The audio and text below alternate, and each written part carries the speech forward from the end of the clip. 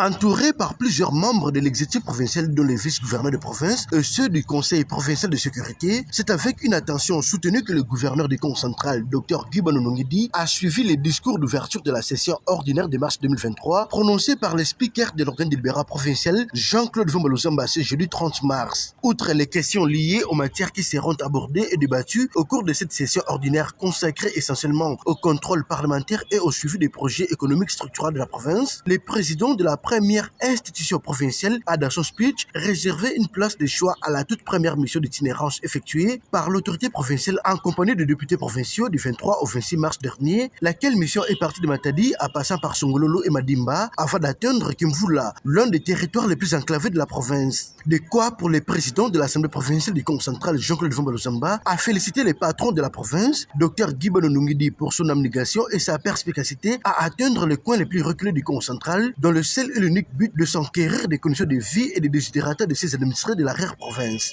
La première itinérance du chef de l'exécutif provincial du Congo central,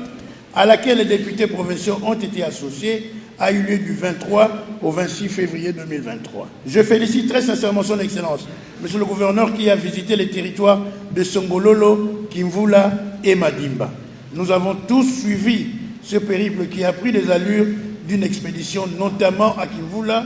où se consacrent les défis auxquels nous devons faire face. À commencer par la question de l'accessibilité de la route, nous savons combien le désenclavement des territoires reste un défi majeur pour le développement du Congo central. Je suis personnellement heureux de cette itinérance ait eu lieu, car cela permet au gouvernement de recueillir directement les desiderata de nos populations. Je me réjouis également du fait que les tournées vont se poursuivre dans d'autres territoires et surtout à Louosi.